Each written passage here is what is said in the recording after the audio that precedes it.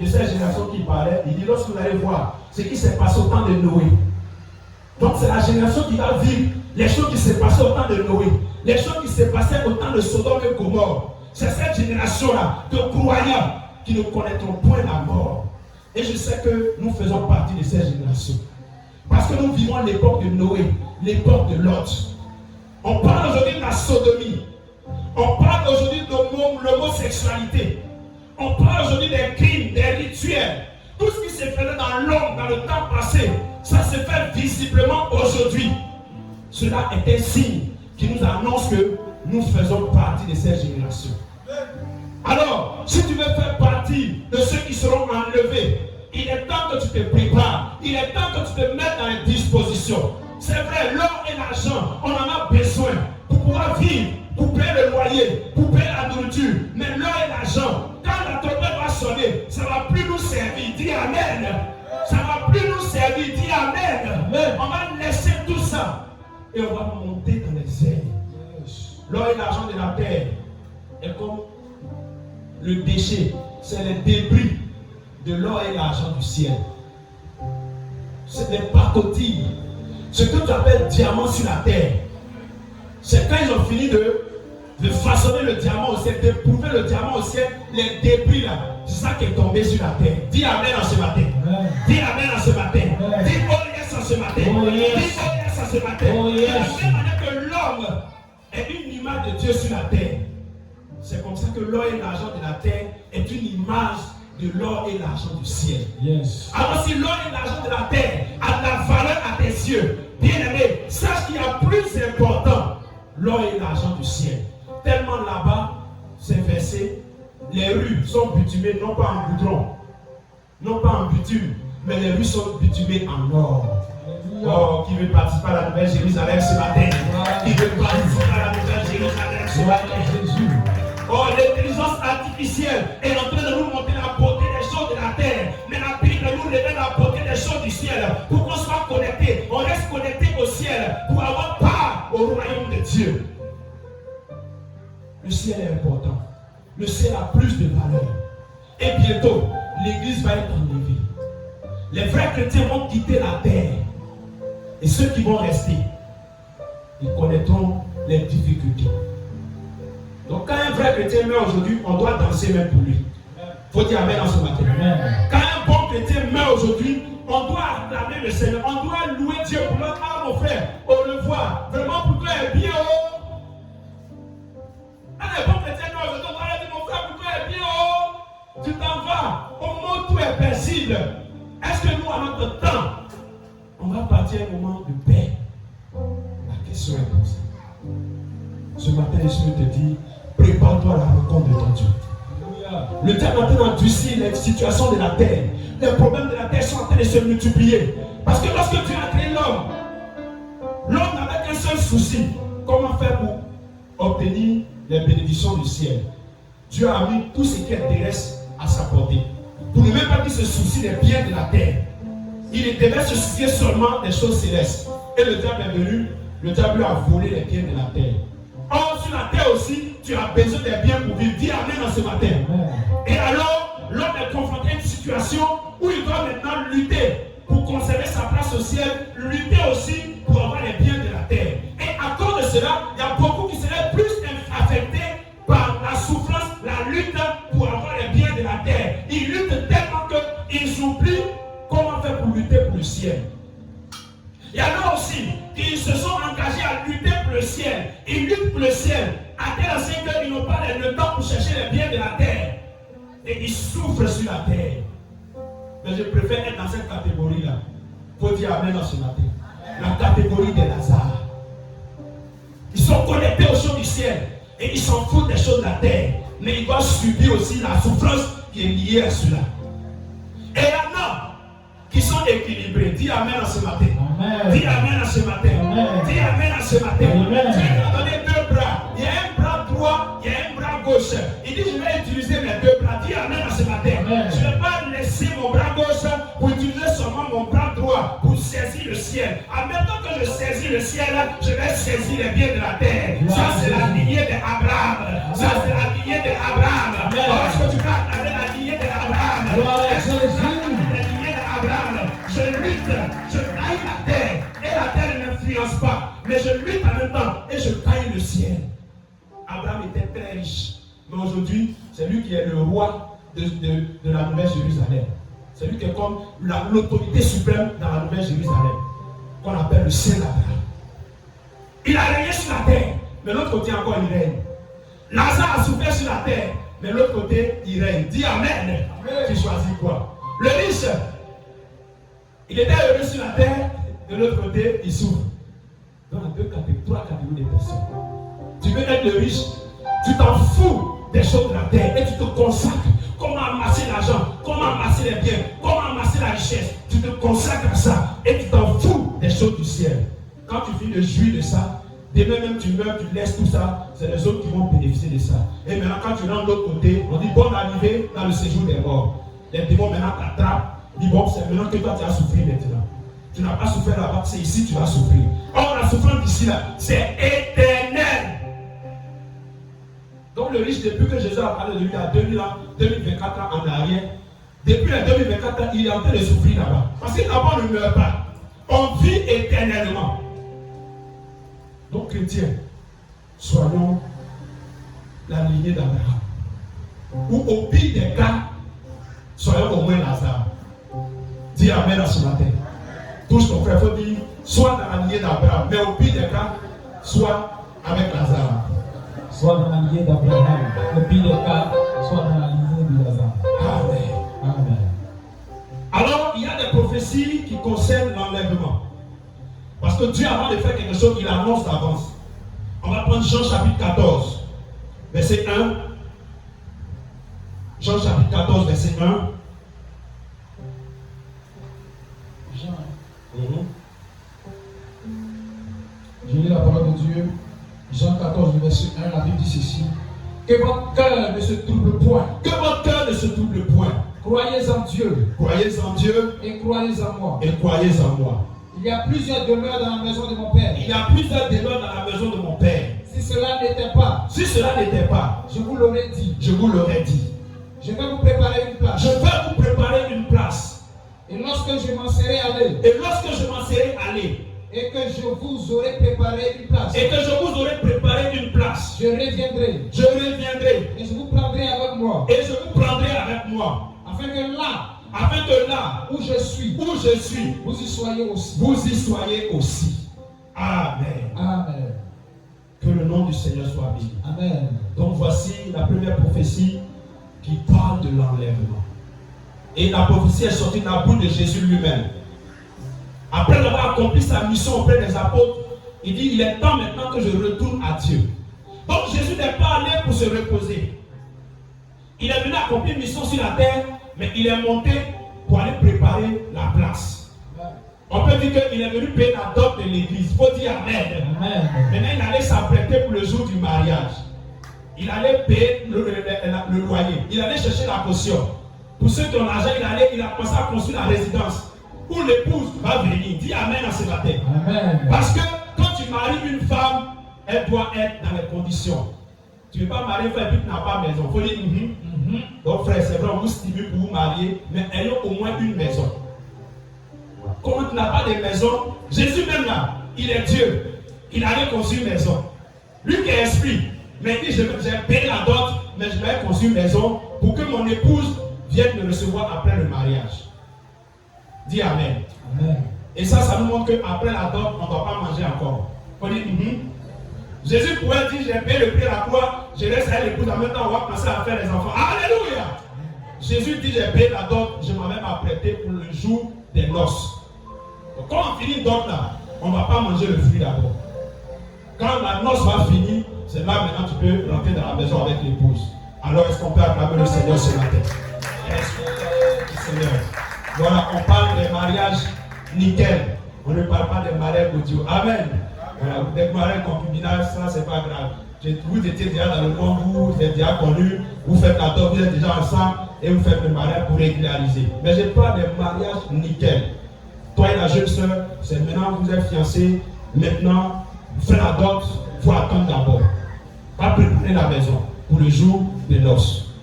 Et donc très bientôt, il va venir chercher l'épouse. C'est pourquoi, à l'Amérique, qu'est-ce qui se passe? Monsieur vient s'arrêter devant le maire, dit Amen ce matin. Et toute l'attention est portée maintenant vers l'épouse. Et la femme commence à rentrer dans la salle et les gens commencent à acclamer. Pendant ce temps, l'époux est dans le costume et puis il regarde derrière. Et il regarde son épouse venir vers lui. Oh, est-ce qu'on peut acclamer Jésus de Nazareth? Est-ce qu'on peut acclamer Jésus? C'est ce jour-là qui arrive très bientôt. Jésus dit, je vais vous préparer une place. Et lorsqu'elle sera prête, je viendrai vous chercher. Afin que là où je suis, vous y soyez aussi. Parce qu'on ne marie pas une femme et puis va rester dans sa famille. Quand tu as fini de marier la femme, prends-la et amène-la chez toi. Jésus a marié l'église. Il a fiancé l'église. Bientôt, il vient pour les jours de noces. Il va venir nous chercher. Mais est-ce que tu feras partie de l'épouse? C'est ça la question. Alors Jésus dit, je viendrai vous chercher afin que là où je suis, vous y soyez aussi. Et la plupart des révélations actuelles, des visions que les gens reçoivent, c'est que le ciel est déjà prêt. La nouvelle Jérusalem est déjà prête. Les maisons sont déjà prêtes. Le Seigneur se tient à la porte. Il va venir chercher l'église. Alors chrétien, prépare-toi. Deuxième prophétie, Actes chapitre 1, verset 9 à 11. Rapidement, Actes chapitre 1, verset 9 à 11. Je lis la parole de Dieu dans Actes 1, verset 9 à 11. Après avoir dit cela, il fut élevé pendant qu'il le regardait. Il fut élevé pendant qu'il le regardait. Et une nuée le déroba à leurs yeux. Et une nuée le déroba à leurs yeux. Et comme ils avaient les regards fixés vers le ciel. Et comme ils avaient le regard fixé vers le ciel. Pendant qu'ils s'en allaient. Pendant qu'ils s'en allaient. Voici. Voici. Deux hommes vêtus de blanc. Deux hommes vêtus de blanc. Leur apparut. Et dit. Hommes Galiléens. Pourquoi vous arrêtez-vous? Pourquoi vous arrêtez-vous? Et regardez au ciel. Et regardez au ciel. Ce Jésus. Qui a été enlevé. Au ciel. Du milieu de vous. Viendra. De la même manière. Que vous l'avez vu. Allant au ciel. Donc là, c'est les saints maintenant qui vont donner cette prophétie. C'est après l'enlèvement de Jésus. Quand Jésus a fini de bénir les apôtres, comme je l'ai dit dans Luc, le char de feu de Dieu est venu, ça l'a pris et il est en train de monter dans les airs. Pendant qu'il montait dans les airs, les apôtres étaient émerveillés. Ils regardaient le Seigneur monter jusqu'à ce que les nuées l'ont dérobé. Mais ils étaient toujours là. Notre Seigneur est parti. Et ils contemplaient le Seigneur pendant qu'il est déjà parti. Et en même temps, deux hommes leur apparus en blanc. Et pour dire, arrêtez, pourquoi vous êtes arrêtés comme ça, vous regardez le ciel. Ce Jésus que vous avez vu, parce qu'il a été enlevé au ciel du milieu de vous là. C'est comme ça qu'il va apparaître aussi. Il va venir sur les nuées très bientôt. La manière que vous l'avez vu partir là, c'est comme ça que vous le verrez venir. Oh, est-ce que quelqu'un peut acclamer Jésus? Est-ce que quelqu'un peut acclamer Jésus? C'est comme ça qu'il va venir pour chercher l'église. Jésus m'a dit, je m'en irai et je viendrai vous chercher. Et les gens ont dit, ce Jésus-là va revenir et il va vous prendre avec lui. Et vous serez avec lui dans la gloire. Dernière prophétie, troisième prophétie, 1 Thessaloniciens 4, verset 13 à 18. 1 Thessaloniciens 4, verset 13 à 18. J'ai lu la parole de Dieu. La Bible dit ceci. Nous ne voulons pas, frères, que vous soyez dans l'ignorance. Au sujet de ceux qui dorment. Afin que vous ne vous affligez pas. Comme les autres. Qui n'ont point d'espérance. Car si nous croyons que Jésus est mort. Et qu'il est ressuscité. Nous croyons aussi que Dieu ramènera par Jésus avec lui ceux qui sont morts. Verset 15. Voici en effet ce que nous vous déclarons d'après la parole du Seigneur. Nous les vivants. Restez pour l'avènement du Seigneur. Nous ne dévancerons pas ceux qui sont morts. Ceux qui sont morts. Car le Seigneur lui-même a un signal donné. un signal donné. À la voix d'un archange. Et au son de la trompette Et de au Dieu. son de la trompette de Dieu. Descendra du ciel. Et Et les morts en Christ. ressusciteront premièrement. Oui, on continue. 17. Ensuite, nous les vivants, qui seront restés, nous serons tous ensemble, enlevés avec eux, sur des nuées, à la rencontre du Seigneur, dans les airs. Et ainsi, nous serons toujours avec le Seigneur. Consolez-vous donc les uns les autres par ces paroles. Parole du Seigneur. Parole du Seigneur. Chapitre 5. On va dire verset 1. Verset 1, chapitre 5. Pour ceux qui est des temps et des moments, vous n'avez pas besoin, frère, qu'on vous en écrive. Car vous savez bien vous-même que le jour du Seigneur viendra comme un voleur dans la nuit. Verset 3. Quand les hommes diront paix et sûreté, alors une ruine soudaine les surprendra. Comme les douleurs de l'enfantement supprennent la femme enceinte et ils n'échapperont point.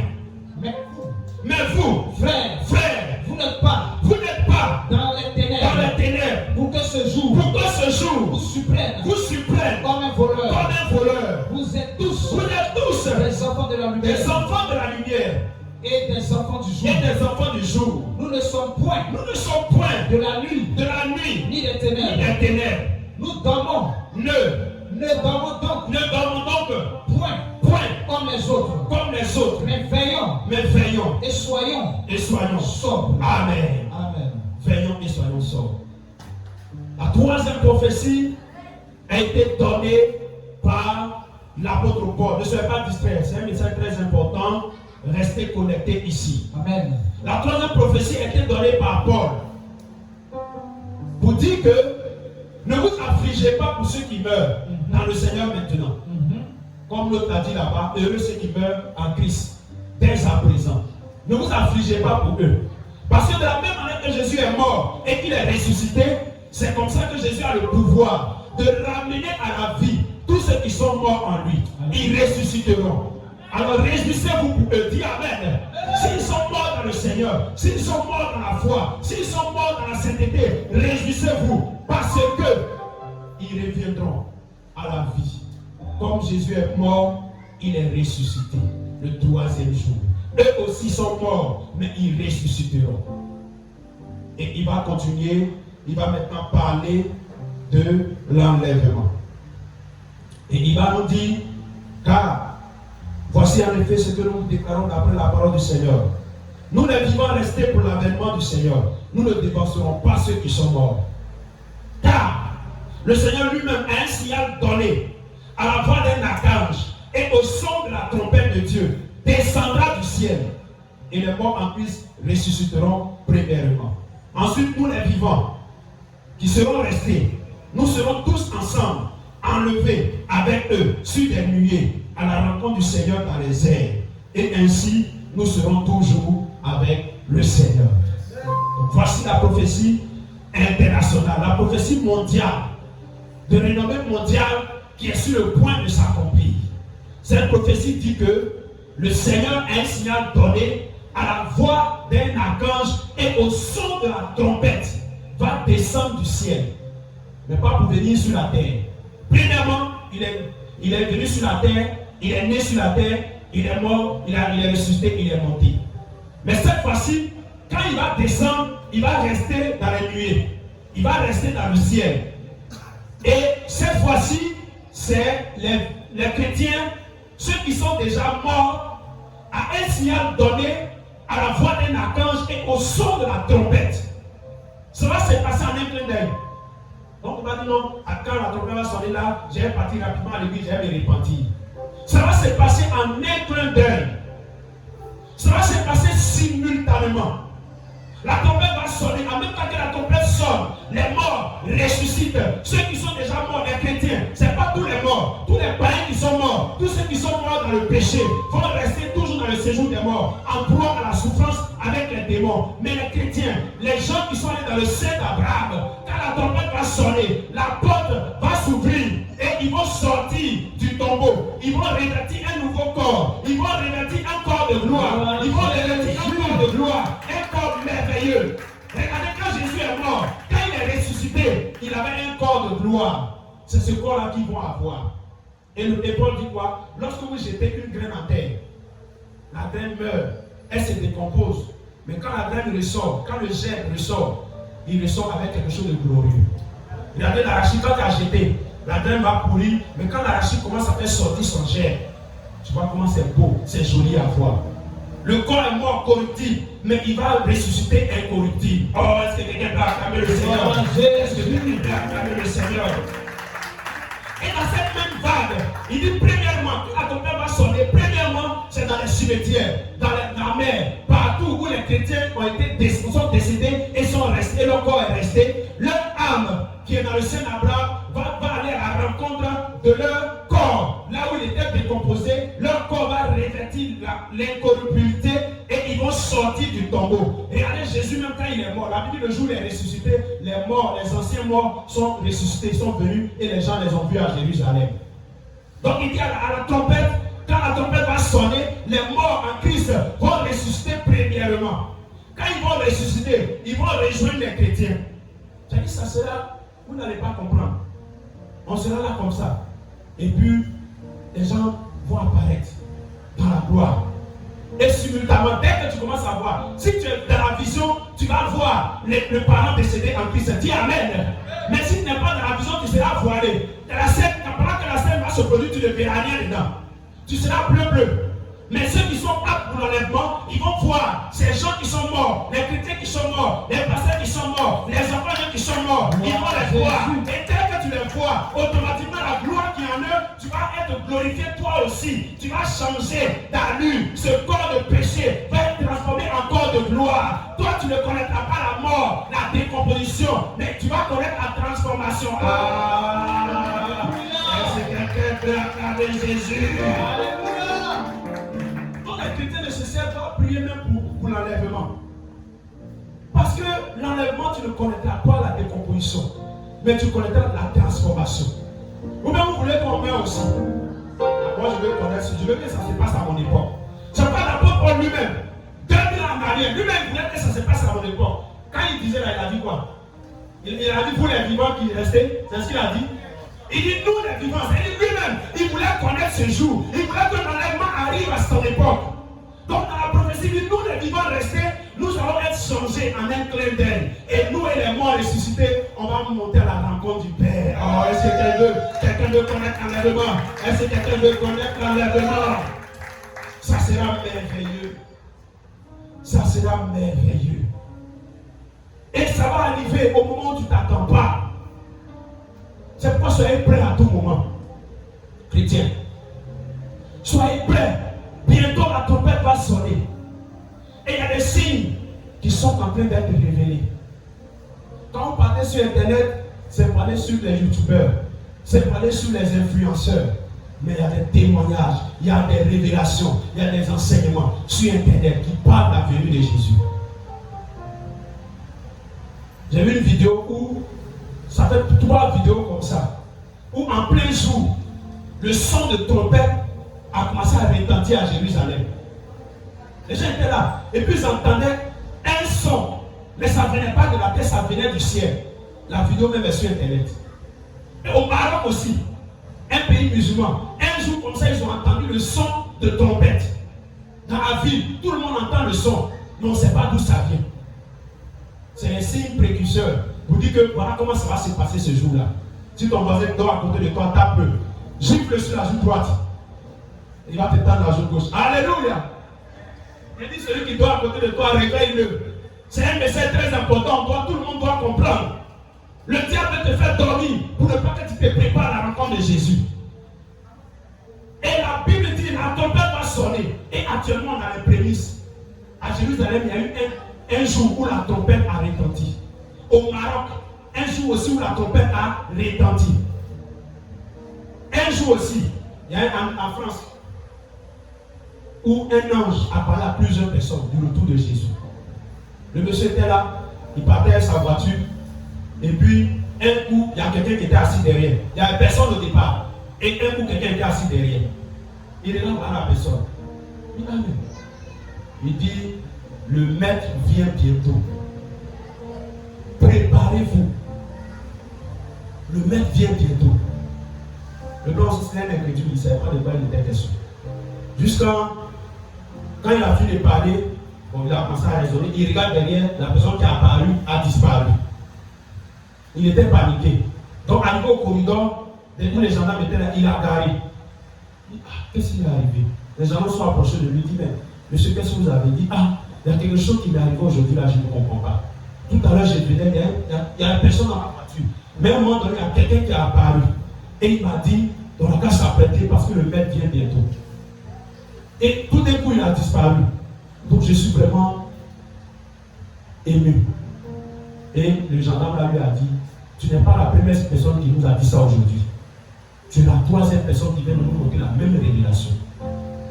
Qu'une personne leur a apparu et il leur a annoncé que le maître vient bientôt. On doit s'apprêter. Amen. C'est des signes précurseurs de l'avènement du Seigneur. Vous voyez les signes. C'est le temps de vous préparer. C'est le temps de vous apprêter, chrétiens. C'est le temps de vous apprêter. Et actuellement, s'il y a beaucoup de témoignages des personnes décédées qui ont vu la souffrance de l'enfer. Frère, ratez, n'allez pas en enfer. L'enfer va commencer d'abord sur la terre. Ce qui se vit actuellement dans le séjour des morts, après l'enlèvement, va être transporté sur la terre. Les gens vont vivre l'enfer sur la terre, après l'enlèvement. Donc, chrétien, il est temps de ménager ton effort pour ne pas rater l'enlèvement. Il faut dire, je ne raterai point l'enlèvement au nom de Jésus. Je ne raterai point l'enlèvement au nom de Jésus. L'enlèvement arrive bientôt. Donc, il dit, en un train d'œil, nous allons monter à la rencontre de Dieu dans les airs. Et ainsi, nous serons avec le Seigneur à tout moment. Mais qu'est-ce que Paul dit à la suite? Il dit, il va venir quand même pour le temps et les moments. Regardez, ça va vous paraître un peu bizarre. Pour ce qui concerne les moments et les temps, c'est-à-dire la date, le jour où le Seigneur va venir, on n'a pas besoin qu'on vous enseigne. Mais, le Seigneur, parce que le Seigneur va venir comme un voleur. Gloire à Dieu. Chapitre 5, verset 1. Pour ce qui est des temps et des moments, vous n'avez pas besoin, frère, qu'on vous en écrive. Si vous n'avez pas besoin qu'on vous en écrive, c'est parce qu'il y a quelque chose qui est déjà réservé pour que vous soyez au courant à cette date. Est-ce que tu peux acclamer le Seigneur ce matin? Est-ce que tu peux acclamer le Seigneur? Il n'a pas besoin qu'on vous en écrive. Parce que le Seigneur, le jour du Seigneur viendra comme un voleur dans la nuit. Donc, on voit que le voleur, quand il veut venir, il surprend les gens. Le voleur ne t'avertit pas, tu dors tranquille, et puis un jour il apparaît. Comme quand l'église était victime de vol ici.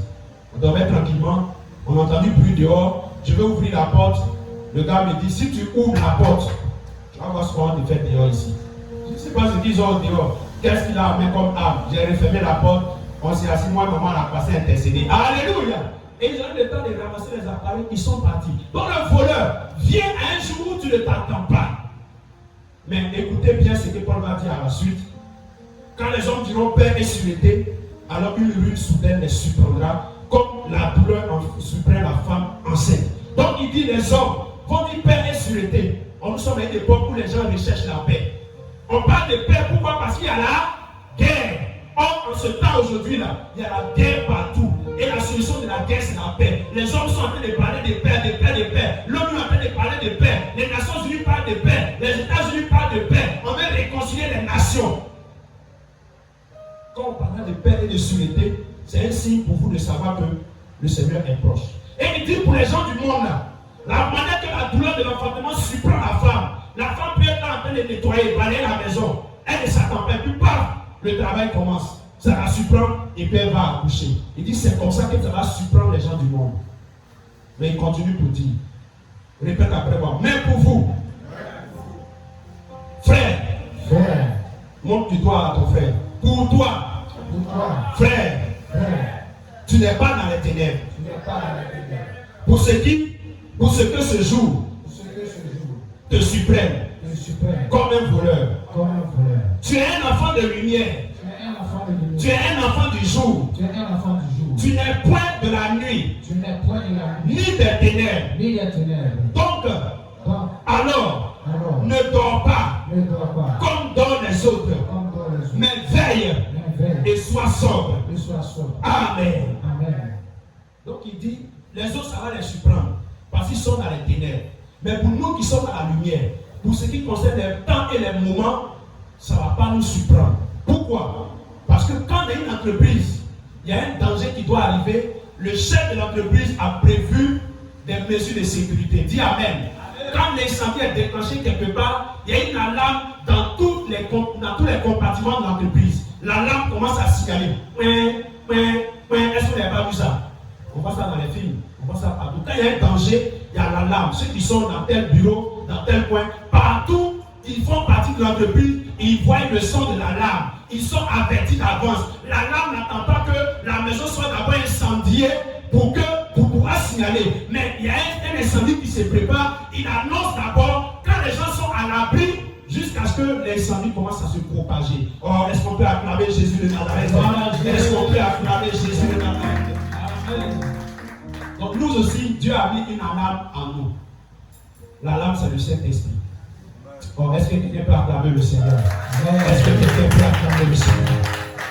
Mais l'alarme marche, c'est par l'électricité.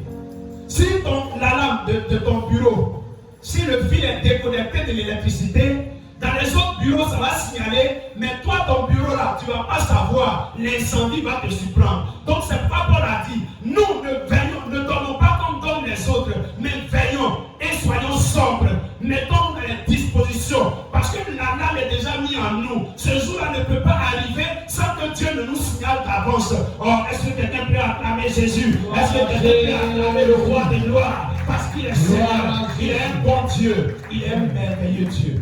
Il dit, il va nous annoncer. On va être avertis avant que ça arrive. Tu vas voir que quand ce jour va arriver, les chrétiens auront le désir d'aller dans la présence de Dieu. Les chrétiens même qui travaillent dans les bureaux ce jour-là vont prendre permission. Il aura à cœur de rester à la maison, de prendre un moment déjà et de commencer à méditer. Dis Amen. L'alarme va commencer à signer en eux. Mais ceux qui n'ont pas, qui ont leur alarme déconnectée à l'électricité, ils ne sauront pas ce qui va arriver. C'est vrai, il y a l'alarme qui est positionnée dans leur bureau, mais ils ne seront pas avertis. Et la lune qui va venir va les surprendre aussi. Donc ne dormons pas comme dorment les autres. Le Saint-Esprit est l'alarme. L'alarme, c'est un feu qui doit s'allumer. Paul dit, veillons et restons sobres. C'est-à-dire, entretenons la flamme du Saint-Esprit en nous. Parce qu'avant que Jésus ne parte, il a dit, ce jour où il doit venir là, en tant que fils, il ne sait pas. Les anges qui vont sonner la trompette ne savent pas. Mais c'est une seule personne qui sait. Il s'appelle Dieu le Père. Et Paul va révéler que il y a quelqu'un qui connaît aussi la pensée de Dieu le Père. C'est qui? C'est le Saint-Esprit. Il connaît la pensée de Dieu le Père. Le Père assis là. S'il décide quelque chose dans son cœur, le Fils peut ne pas savoir. L'Esprit, son cerveau, lui, il sait déjà. Et la bouche va annoncer. Dis Amen. Oh, si l'alarme de Dieu est en éveil en toi, prends soin de l'alarme qui a été mise dans ta maison. Prends soin du Saint-Esprit que Dieu a mis en toi. Car c'est celui-là qui connaît la date que Dieu a prévue pour l'enlèvement. Quand cette date va arriver, quand ce jour merveilleux va arriver, l'alarme va signaler en toi. Dis Amen en ce matin. Dis Amen en ce matin. Ce jour-là, les chrétiens ne vont pas, beaucoup ne vont pas aller au travail. Même s'ils vont au travail, il va partir d'un moment de jeûne. Il aura à cœur de prendre un moment de jeûne, de se séparer de tout ce qui est souillé, d'être prêt à l'avènement du Seigneur. Vous ne serez pas surpris. Parce que quand on fait épreuve, quand on va à l'examen là, est-ce qu'on vous donne des épreuves que vous n'avez pas vues en classe? C'est ce que vous avez étudié en classe qu'on va vous donner en épreuve. Donc il dit, pouvoir n'a pas besoin de vous dire, parce que déjà la Bible que Dieu vous a donnée là, tous les signes sont déjà cachés dans la Bible, tous les temps sont déjà marqués dans la Bible. Si vous savez bien prendre soin de la Bible, vous ne serez pas surpris à cette date. L'alarme va vous signaler. Ce jour-là, le Saint-Esprit va nous signaler qu'il y a un événement qui va avoir lieu aujourd'hui. Mon fils, prends soin de toi. Mon fils, prends les dispositions. Même si tu ne dis pas l'enlèvement, mais ton esprit va savoir qu'aujourd'hui, quelque chose doit arriver. Et quand l'événement va arriver, toute la terre sera informée en même temps. Du nord au sud, de l'est à l'ouest. Tout le monde aura l'information en même temps. Mais ce ne sont pas à cette époque-là. Quand il y a une information aujourd'hui, quand il y a un événement aujourd'hui, est-ce que la terre n'est pas au courant en même temps? Avant, dans les temps passés, il faudrait 2 jours, 3 jours pour que ce qui se passe aux États-Unis arrive vers nous. C'était les télégrammes, c'était les choses. Mais aujourd'hui, avec Internet, Facebook, dès que l'événement apparaît, le jour où ils ont tiré sur Donald Trump, le même jour, tout le monde a pas su. On a su. Donc nous sommes à cette ère-là. Parce que c'est un événement que toute la terre doit être informée en même temps. Or, nous sommes arrivés à la technologie où quand il y a une information, toute la terre est informée en même temps. C'est que nous sommes dans la saison. Alors que Dieu, prépare-toi. Il faut veiller. Je n'ai pas dit, il faut rester là, il n'y a plus dormi. Jésus il revient. Je n'ai plus dormi, j'ai resté un éveil. Frère, tu vas mourir.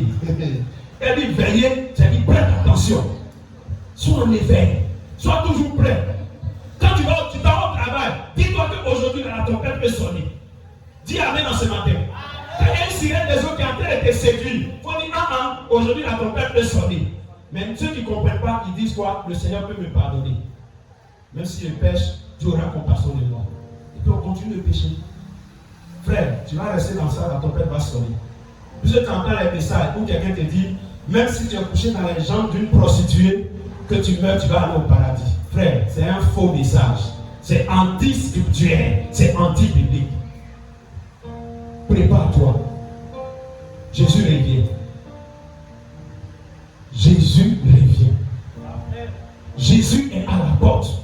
Et plusieurs signes nous révèlent cela. Et sachant que quand l'église sera enlevée, dimanche prochain, le temps est arrivé, on va parler de ça dimanche prochain, la persécution des chrétiens. Aujourd'hui, on parle d'enlèvement. Les vrais chrétiens vont être enlevés. Quand les chrétiens vont partir là, à la suite de ça, qu'est-ce qui va se passer sur la terre?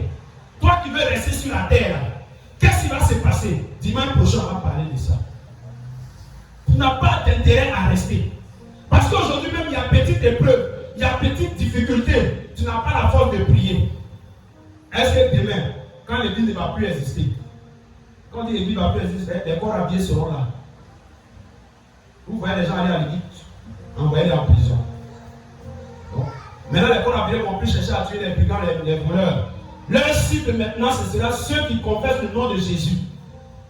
Ceux qui auront les Bibles en main, c'est eux qui seront un danger pour la société. C'est eux qui seront une menace pour le président du monde. Parce qu'il y a un président mondial qui va être établi bientôt. Tout est en train de s'organiser. Les gens du monde là, Jésus dit quoi? Les fils des ténèbres sont plus sages que les enfants de la lumière. Ils savent que très bientôt, le règne de leur maître va arriver. Donc ils sont en train de se préparer. Regardez aux Jeux olympiques, les scènes qu'ils ont produites, les scènes démoniaques, nous dit que l'Antichrist arrive bientôt. Et en Europe actuellement, il y a un système qu'ils ont mis en place qui est le paiement électronique humain. C'est-à-dire, il aura une puce dans ta main. Tu n'auras plus besoin de te promener à pièce d'identité. Tu vas à la banque, tu vas au supermarché, tu mets ta main seulement. C'est-à-dire, ton argent, tout ça, ça sera en toi maintenant. Au lieu que ça soit dans ta poche, ce sera dans ton corps maintenant. Donc si tu as 1 million, c'est dans ton corps que 1 million là, ça est dans ton sang, ça circule là-bas. Tu mets, on dit, ton sang dit, j'ai 1 million en moi.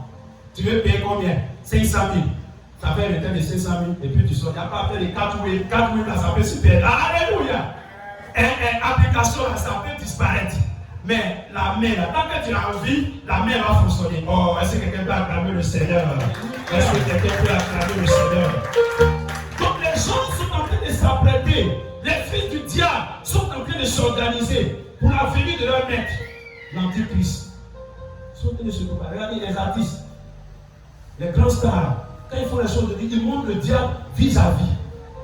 Tu vois les images qu'ils présentent sur la scène là, c'est les images des démons, les images de Satan, de Baphomet, pour dire que le règne de leur maître est pour bientôt. Mais qu'est-ce que les chrétiens font pour annoncer le retour de Jésus? Les chrétiens dorment, ils pleurent, ils sont en train de gémir. Chrétien, prépare-toi. l'église va être persécutée. La fois passée, j'ai appris en Kigali, au Rwanda, ils sont à la chasse des petites églises. Dans la capitale, ils ont fermé près de 4000 églises. Ceux qui n'ont pas les papiers, ceux qui ont les papiers aussi, mais qui ne sont pas dans une bonne maison, climatisée pour ne pas, une maison dosée pour ne pas que le bruit aille dehors là. Ils ont commencé à fermer ces églises là-bas. On a maintenant, c'est les grandes églises climatisées qui vont fonctionner. Donc, imagine près de 4000 églises. Donc, les petits pasteurs, aujourd'hui, ils sont au chômage. Ou bien ils sont obligés d'aller se joindre aux grandes églises.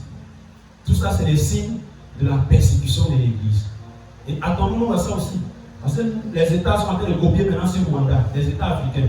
La ville est propre, il y a le développement qui commence à s'installer. Ils sont en train de copier. Tous sont en train de casser aujourd'hui pour rendre la ville belle là. Ça commence à venir. Quand ils vont finir ça là, ils vont maintenant attaquer les églises, boutiques, les églises dans les écoles, tout ça, ils vont fermer. Donc, frères, préparons-nous. Et ça, l'église, le Saint-Esprit encore sur la terre. Et regarde ce qu'ils sont en train de faire. Maintenant, quand l'Esprit de Dieu ne sera plus sur la terre, ça va chauffer. Donc, dimanche prochain, il ne faut pas manquer. Parce qu'on va montrer qu'est-ce qui va se passer. Les chrétiens qui vont rester sur la terre après l'enlèvement de l'église, qu'est-ce qu'ils vont subir comme atrocité. Dimanche prochain, on va parler de ça. Mais avant de finir, je vais vous rendre mon témoignage. Quand, depuis la classe de 6e, au CM2, j'ai connu mon premier réveil au CM2. Parce que je voulais passer en classe supérieure. Dans ma famille, pour aller au collège, c'était un problème, tout un problème. Donc, tous les frères, c'est un seul qui a eu la grâce d'aller au collège. Donc, c'était mon tour. Quand tu arrives dans le classe d'examen, blocage, échec. Première fois, j'ai tapé le poteau. Deuxième fois, j'ai tapé le poteau. Troisième fois, j'ai dit, ah, Jésus et moi, il n'est pas resté dans le tombeau. Troisième jour, il est ressuscité. Donc, troisième fois, il n'est pas tapé le poteau. Alléluia! Donc, j'ai commencé à prier. Frère, j'ai le réveil. En allant à l'école, j'étais en prière. Quand on dit à la réunion de prière, l'école de dimanche, on était là-bas. Je priais. Et c'est à cette date que le Seigneur va se révéler à moi. Et il va me montrer l'enlèvement. Maintenant, quand j'ai eu mon entrée, si je suis allé au collège, j'ai dit, ah, je suis arrivé maintenant. Seigneur, j'ai été mis en stand-by. J'ai commencé à fuir la présence de Dieu. Et c'est là que j'ai failli mourir en la rivière avec mon neveu. Je vous ai déjà raconté ici. Tout ça, c'était en 6e. J'ai failli mourir encore à la maison. Le témoin que j'ai rendu au funérailles, en 6e, je ne suis pas allé à l'église, j'étais couché dans mon divan. Mon âme a commencé à sortir de mon corps. J'ai crié Jésus, Jésus, Jésus. Mon âme est redescendue. Je me suis levé et j'ai commencé à chercher route d'église. J'étais comme un révélant. Alléluia. Voilà. Maintenant, troisièmement, tellement j'insistais, je ne l'ai pas révélé au Seigneur. Un jour, il y avait la prière des familles. Et dans le songe, j'étais dans la prière et la prière me gênait. Je ne voulais pas être dans la présence de Dieu. Je suis sorti. Faire semblant d'aller pisser. J'étais dehors et tout d'un coup, je regarde au ciel. J'ai vu le Seigneur qui a commencé à venir. Les anges étaient à gauche et à droite. Ils venaient comme les nuées, comme les nuages. Quand il arrive à ton niveau, c'est-à-dire au-dessus de toi. Si tu as l'Esprit de Dieu en toi, c'est comme l'aimant, ça te décolle et tu montes à lui. Et c'est comme ça. Je voyais les gens qui montaient à gauche, à droite, les gens montaient. Jusqu'à arriver à mon niveau, paf, le Seigneur est passé.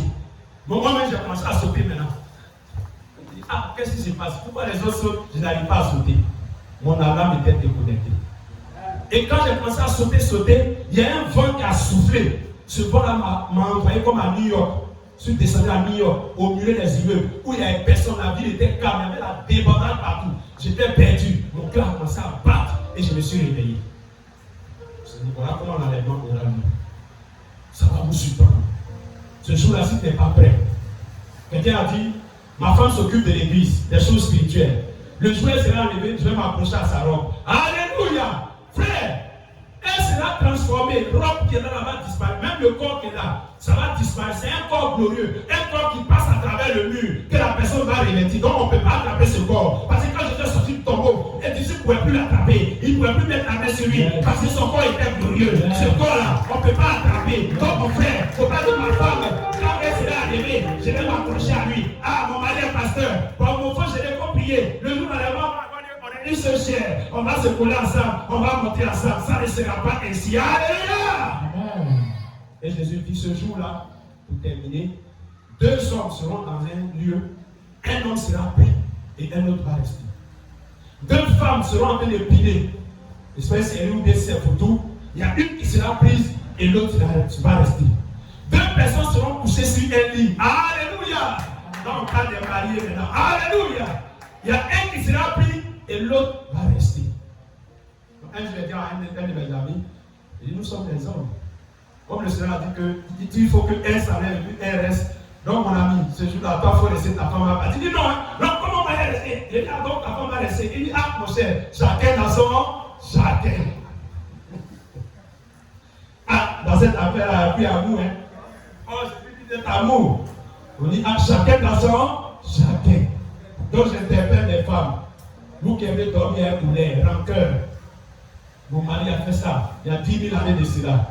Il y a 3 millions d'années, il m'a fait ça et puis tu ne veux pas pardonner. Reste dans ça, il faut te coucher. Quand la trompette va sonner, ça va te rendre lourd. Ta rancune va t'alourdir. Ta masturbation va t'alourdir. Ton impudicité va t'alourdir. Mais ta sanctification va te rendre léger.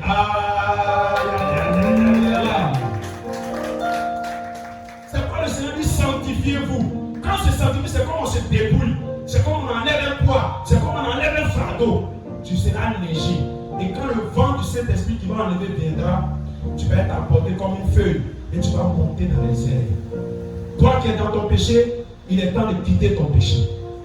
Sinon, tu vas rester. Et si tu restes, c'est fini pour toi. Que Dieu nous bénisse. Que Dieu nous bénisse. Jésus revient bientôt. Le Seigneur se tient à la porte. Chrétiens, soyez prêts. À tout moment, la trompette peut sonner. Donc le message de l'heure, c'est le message de la sanctification. Dépouillez-vous, sanctifiez-vous, car nous serons bientôt à la rencontre de notre Père. Je vais demander au peuple de Dieu de s'agenouiller ce matin devant le trône de Dieu. Et nous allons plaider pour notre sanctification. S'il y a quelque chose en toi ce matin qui est en train de t'alourdir devant Jésus,